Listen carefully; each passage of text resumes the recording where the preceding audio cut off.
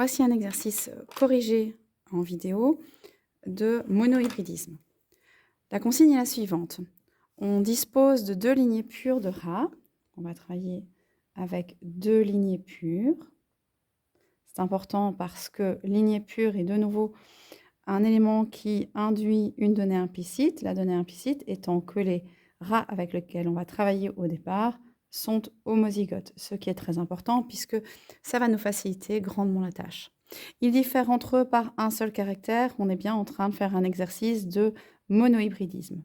Si on fait un exercice de monohybridisme, on va suivre, comme la consigne l'indique, un caractère,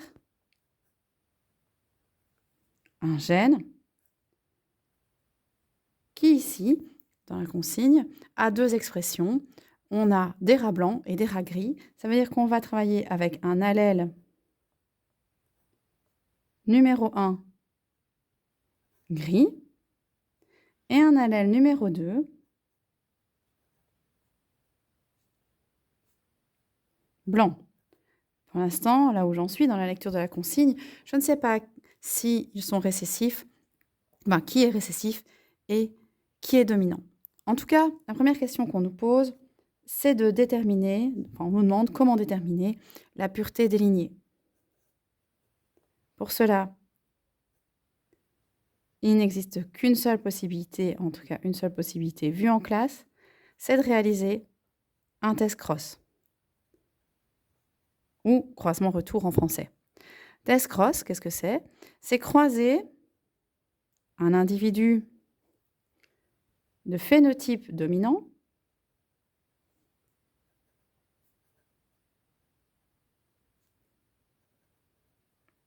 avec un individu de phénotype récessif.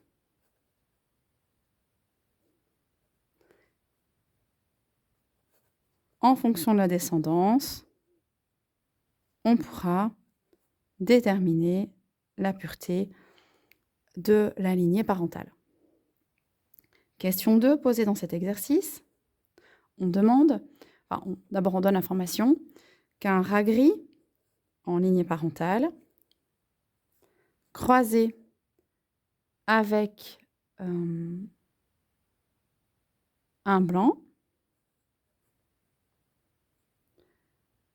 nous donne une F1 uniquement constituée de gris.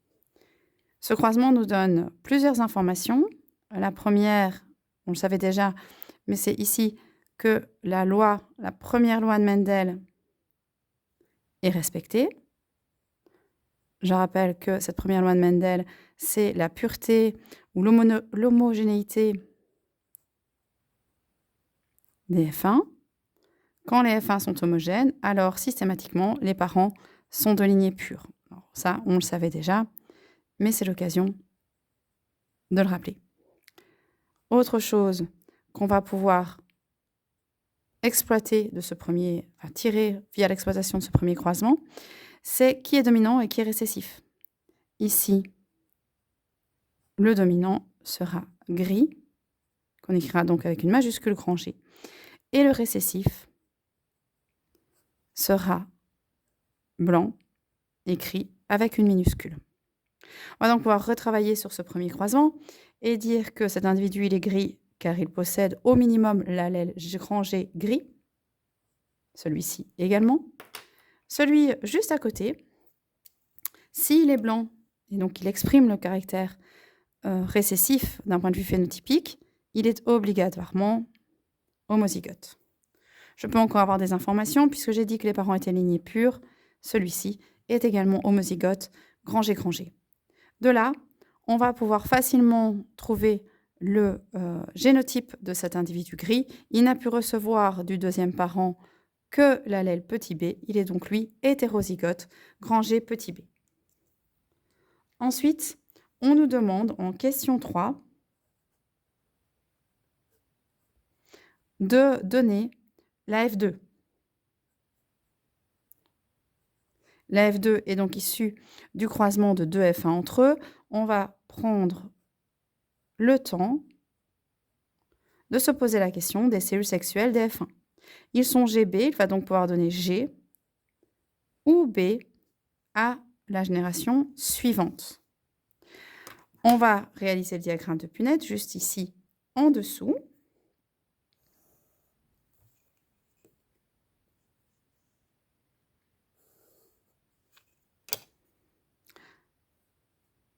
Donc, les individus F1 peuvent avoir comme cellules sexuelles G ou B. On les croise entre eux. J'écris donc les cellules sexuelles à la verticale et à l'horizontale. Je réalise le croisement.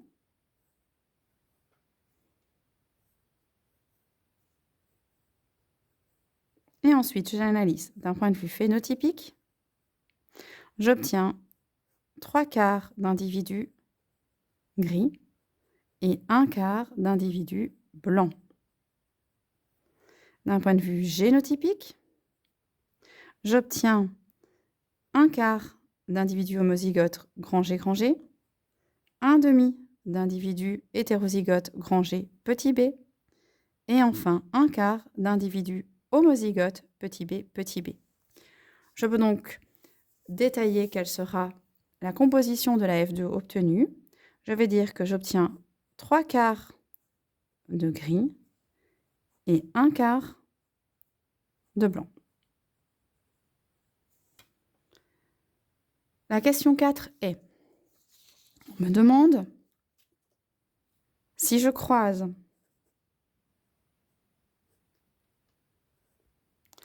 un rat blanc avec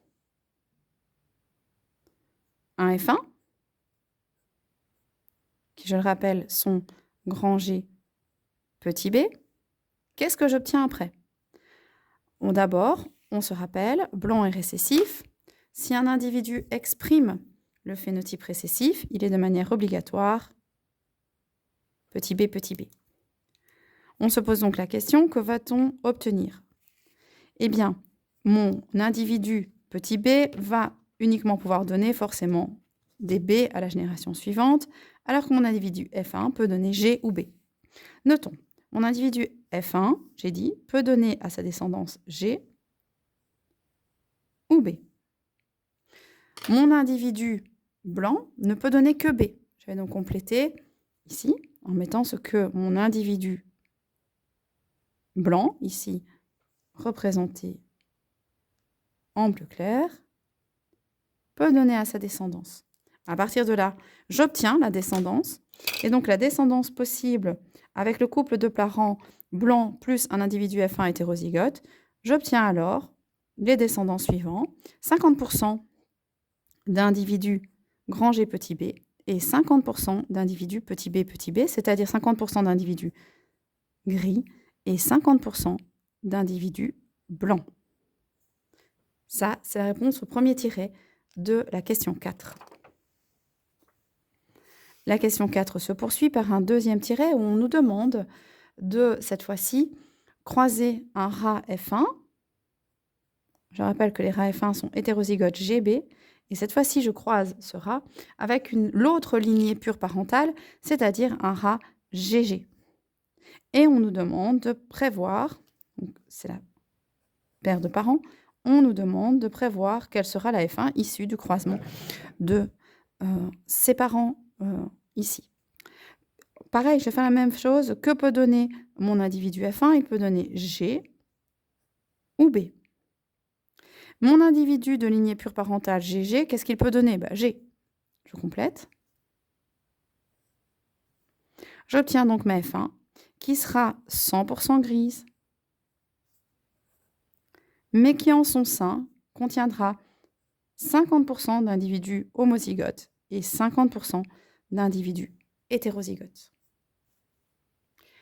Il me reste ensuite une question 5 une sous-question 5 pour solutionner l'exercice en entier, qui finalement est assez répétitive avec la première, puisqu'on dit on trouve échappé dans la salle d'élevage un rat gris, comment faire pour savoir s'il est lignée pure? Eh bien, on va refaire l'ensemble du croisement. La réponse est de réaliser un test cross, mais on va le schématiser. Je rappelle qu'un test cross, c'est le croisement d'un individu inconnu avec un individu de phénotype récessif.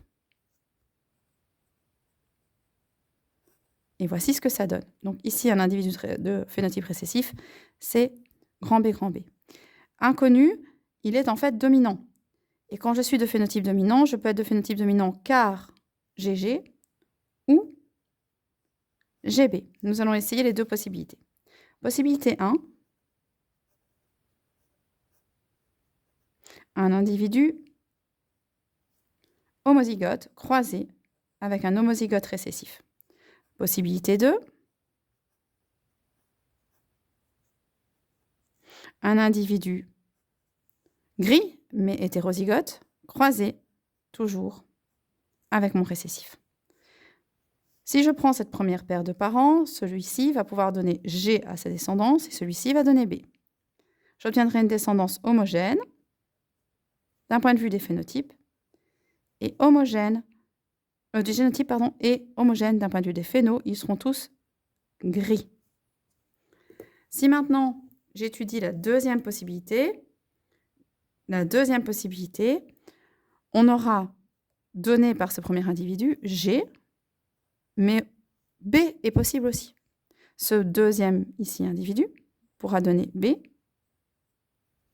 uniquement.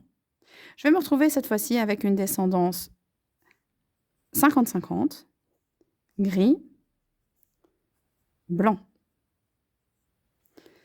J'aurai donc ici une descendance hétérogène et ici une descendance homogène. Je vais donc pouvoir identifier le phénotype parental en étudiant la descendance.